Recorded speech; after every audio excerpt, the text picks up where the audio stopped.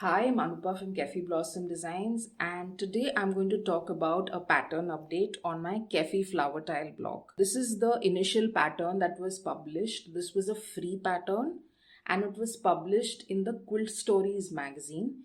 It was published in its second issue. Now, Quilt Stories is an Indian quilting magazine, the one and only one Indian quilting magazine, jam-packed with information about the Indian quilting world, and it can be accessed for free from the link that I've given in the description below. Do check them out. Like I said, the initial pattern was launched in the second issue of Quilt Stories, and the updated pattern is launched in the 14th issue of Quilt Stories. Now, the main update in the pattern, firstly, is obviously the size. Initially, the size of the block was 4.75 inches. I've increased it up to 5.5 inches. The other main change is the seam allowance. Initially, the seam allowance was 3/8 of an inch. Now I've changed it to 1/4 of an inch. The third update are design path symbols. So each of these subsections are allotted a symbol. Like there's P1 for petal 1. There's this plain symbol for the background. Then there is L1 and L2 for the leaf. So each subsection has been allotted a specific symbol to represent the design part. And lastly, the main update are the cutting templates. These are the cutting templates provided in the pattern. They come in two sets. One set is for the background. You see this blue fabric, that's the background fabric. Using this template, you'll be able to cut the background fabric in one go. You just place it on the fabric and then just cut. The other set of templates are for the petals and for the leaves. This video will mainly be centered on using these templates.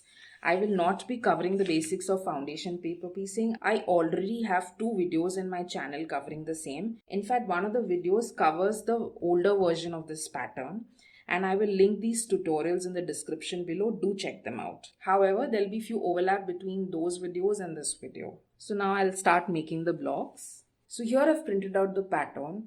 This is the main pattern and these are the templates. Like the first thing that I do after printing the pattern is checking the reference squares. This helps us to verify if the pattern has been printed at its 100% scale. Now let's move on to cutting the fabric using these templates. I will cut pieces for the background first. Now for cutting the background, we will need a rectangular background piece measuring 8 inches by 11.25 inches. Since I'm going to make 4 blocks, here I've stacked 4 pieces of these background fabrics. Now in case if you're using a printed fabric, you have to place it wrong side up. Now this is the template provided in the pattern for the background fabrics. Now you will notice that some lines are dotted lines. This is to divide the background templates into two clusters. This is one cluster and this is one cluster. Now I'll cut these two clusters out using this dotted gray line as my guide.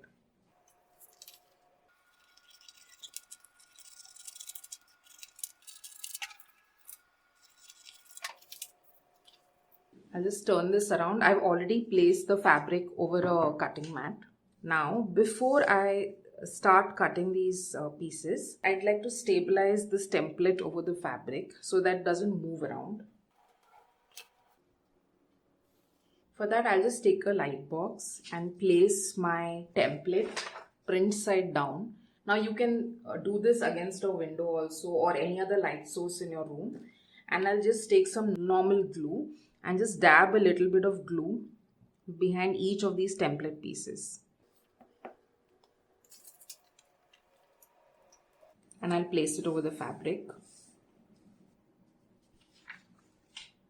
I'll repeat it for the other cluster also.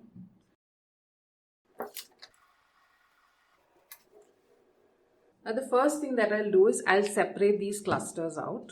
So I'll cut along the edge of this paper first using my quilting ruler and my rotary cutter. Now here I've placed 4 layers of fabrics. I have cut up to 6 layers. If you're not comfortable with 4, you can start with 2 and move upwards. Now I'll just set this cluster aside. I'll work on this part first. I'll first cut this A15 out.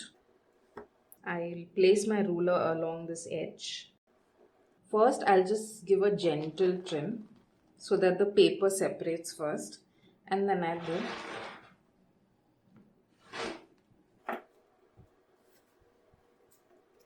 Again, I'll set this part aside. Now I'll trim around the edges of this A15 subsection.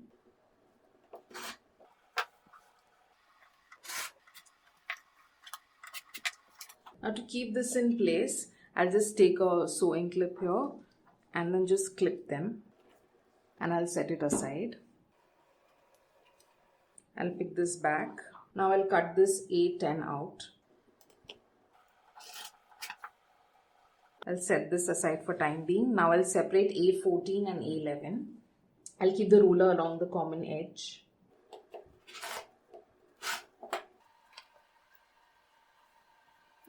Now I'll trim around this subsection.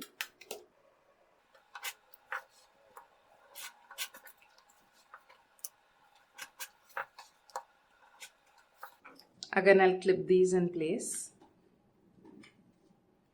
I'll take this A14 up. Here I just have to trim one side.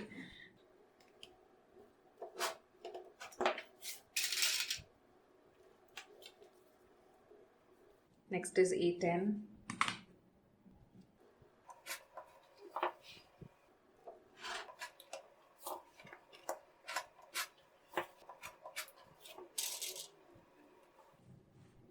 Now I'll take this second cluster and cut on the common line first. Trim around A9.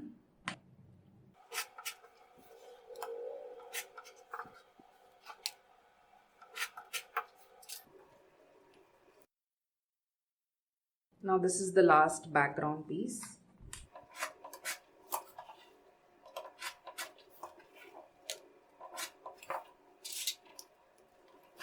That's it. Now we are done cutting the background. I'll just set them aside in a box or a bin.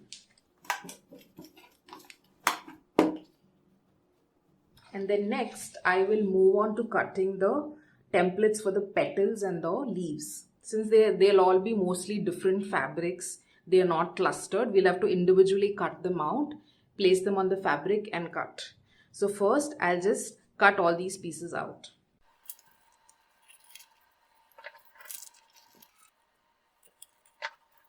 So here I've cut all the templates for the petals and leaves. I'll just set them aside. You will notice that this is A13 and it has a symbol that says L2, which means this belongs to leaf 2. As written in the color scheme table, I have to use green batik for this subsection. So while cutting out printed fabrics or batik fabrics, we always have to place them wrong side up. And then we need to place the template print side up.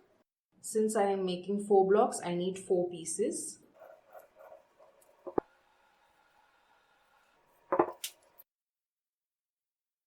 Now you can also use your rotary cutter to cut it out.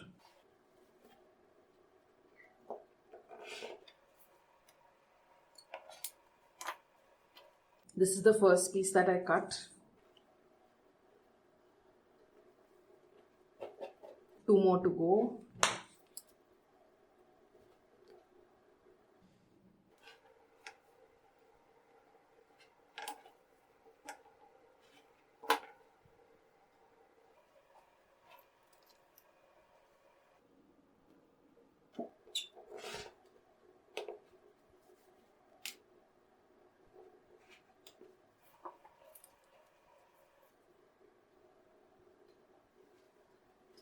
Now these are the 4 pieces that I've cut and these are all facing wrong side up.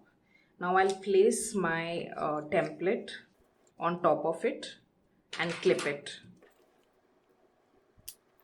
And remember the bin that I put all my background pieces in, and I'll put this fabric also in the bin. I will cut for A1 now. For A1 I need white. And since this is a plain fabric and it does not have a right or a wrong side, I'll just fold this enough so that I get 4 layers. And I'll keep the template print side up and cut. I'll just roughly cut around it first.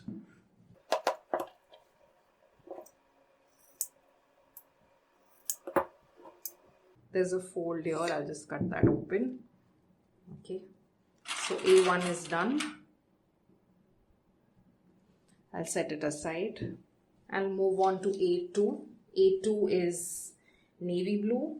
I'll just check how much I actually need. I'll fold at that edge and fold it over again so that I have 4 layers. I'll keep this template and cut around it.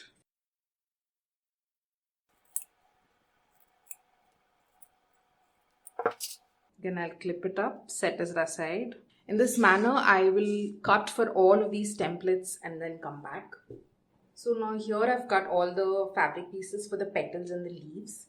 For the time being, I'll just set it aside in the bin. And now we'll move on to cutting the pattern. I will cut the pattern out using this outer grey border as my guide.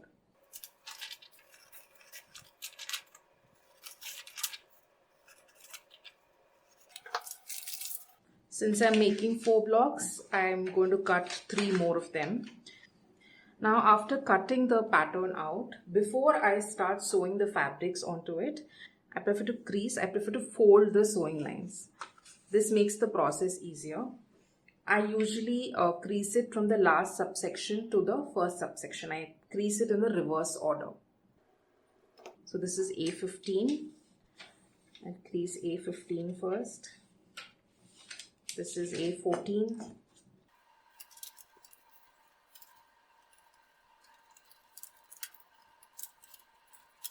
I've used at a quarter ruler for this, but you can also use a simple card paper. I'll finish creasing the remaining 3 pieces and come back. After creasing all the sewing lines, it's time to move to the sewing part. In foundation paper piecing, we always follow the numbers. So we start from A1 and then we work our way towards A15. So now we start with A1. I'll take A1 from the bin. I have to position this fabric behind A1 here. Over here, I have to place it at the back side. Now how do I do that? Again, I'll take my light box.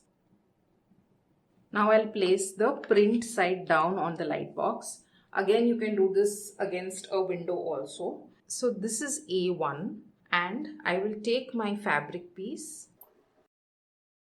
and then place it right side up. So now I'll place this fabric in such a way that it is covering this A1 subsection and it also extends outwards so that it covers its seam allowance. Now after you're okay with the placement of the fabric, you can hold the fabric in place with your finger, flip it open, use a bit of glue only on A1 and then place the fabric.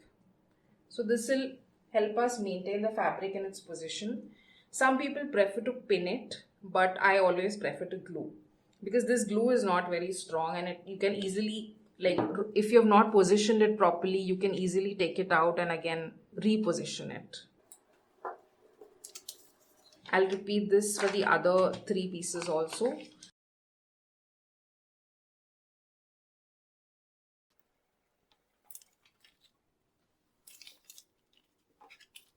After positioning our first subsection, it is time to trim our first seam allowance.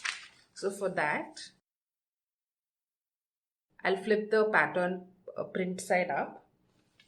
And this is our first seam line, the line common between A1 and A2. First, I'll fold along this crease line. First, I'll show you the process using the card paper and then I'll show you how you can use this ruler. First, you fold it at the first stitch line and then you bring in your quilting ruler. Place your quilting ruler 1/4 inch away from the edge of the paper and then you trim. I'll repeat this for the other 3 blocks also. This time I'll use my add a quarter ruler. One side of the ruler is tapered and has a sharper edge. That edge I'll keep along the stitch line, fold, Once I've folded it, the other side of the ruler has this 1/4 inch groove. I don't know if you can see it. There is this 1/4 inch groove here that sits against the fold of the paper. Once you've positioned your ruler, you can trim.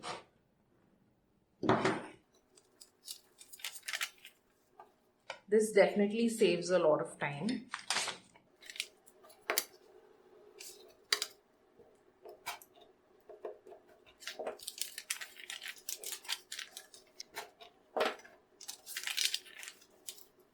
After trimming the first seam line and placing the fabric for A1, we'll move to A2. Remember, this is the edge that we just cut.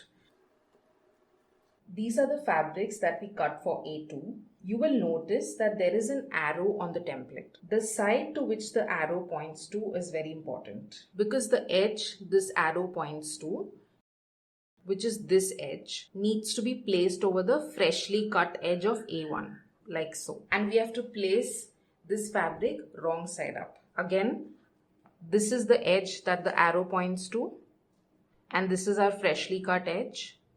So this edge needs to be placed along the freshly cut edge. Now to check if this has been placed properly, we can do a few simple checks. Firstly, what we can do is we can pinch the ends of the seam allowance with our pointer and our thumb and bend. So if the fabric falls between the bends, it means it's covering the entire seam allowance. Now the other thing that needs to be checked is if the fabric will cover the entire subsection. For this, we will bend the paper at the stitch line. Now I am able to see A2 here. I have already covered this step in my previous videos. If you have already watched this, you can skip ahead. I am just repeating the same process here. I can see that A2 is here. I'll just mark it for you all.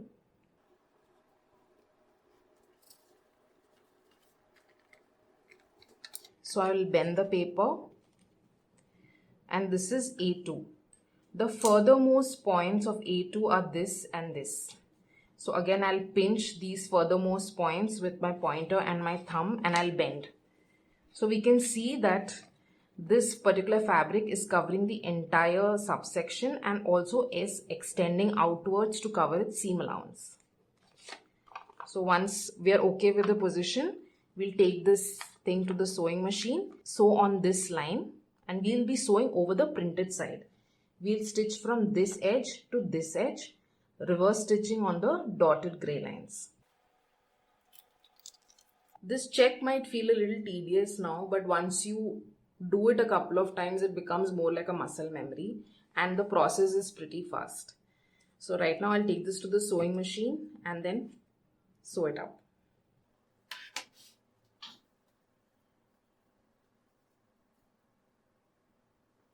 I'm keeping the template and the fabric in the same position to help me understand which side needs to be placed to sew. So now I take this,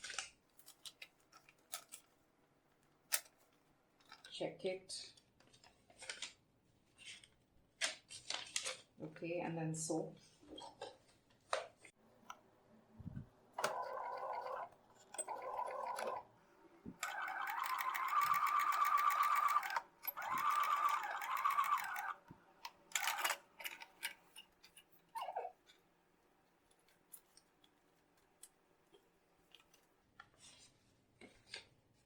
This is my freshly cut edge.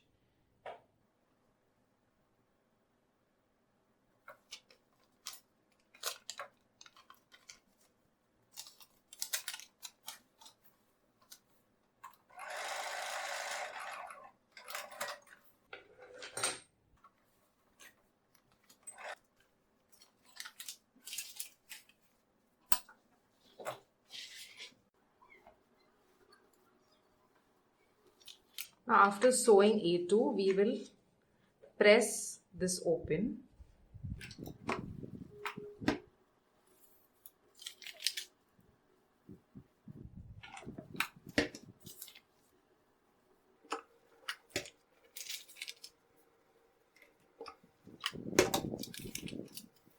Now after we have pressed this open, we'll repeat the same process.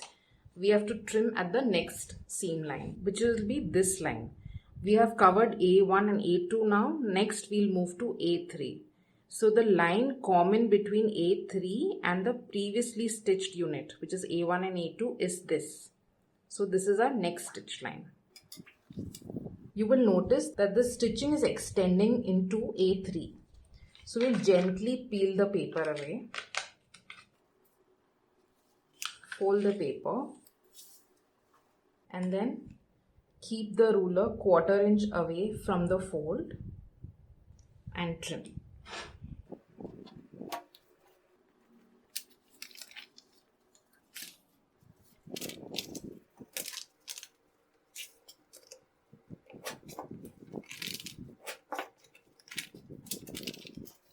Now after trimming our next seam allowance, I'll pick the fabrics for the next subsection, which is A3. This is the side to which the arrow points to, and this is our freshly cut edge. So I'll place this edge on the freshly cut edge here and I'll check.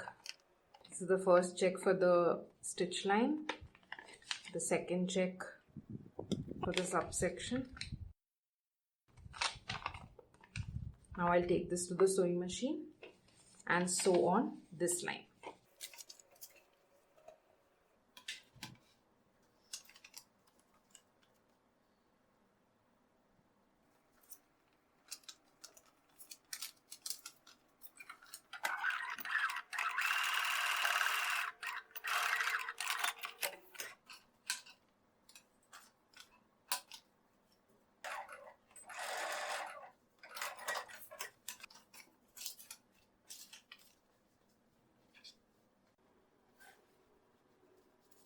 Again, I'll iron this open.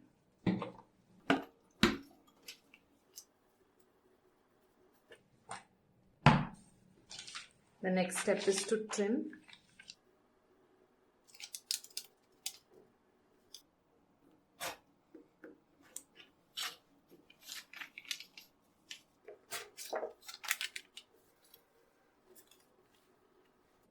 And next we move to A4. Again placing the edge that the arrow points to on the freshly cut edge and then sew. Again, I'll iron this open.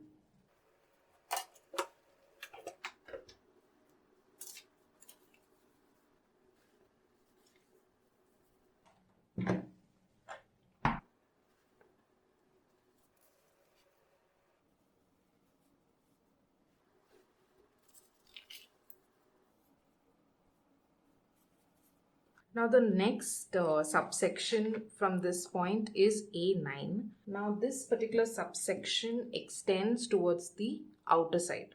So when we sew on this line, we need to reverse stitch on the dotted grey line and we need to reverse stitch between the inner grey border and this black border.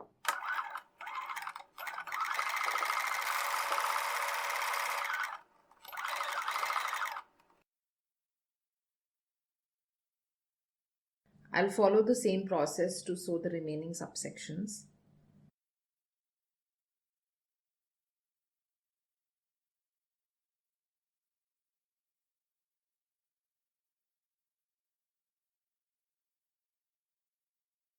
That's it. The block is ready and now we can trim it. But before I trim it, I like to glue the end pieces in place. That would give a neater finish.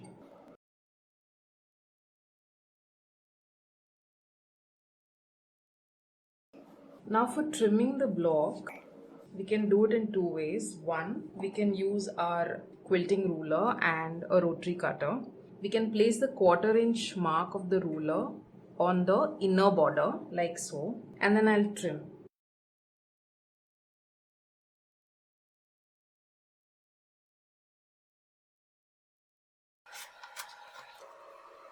This is one way to trim the block. The other way is to just use your simple sewing scissors and then just cut on the middle black border.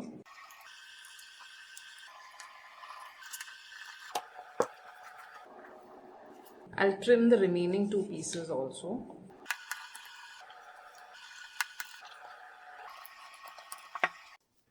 Now our block is ready and can be used in different kinds of projects. You can make a quilt out of it, a runner, a cushion. Really, the possibilities are endless. Again, this pattern is free and can be found in the 14th issue of Quilt Stories magazine. Quilt Stories magazine is an Indian quilting magazine. In fact, you should check out all of their issues. It definitely makes a wonderful and inspirational read. Do check them out. I hope you found this video useful and will give this pattern a go. And until next time, bye bye.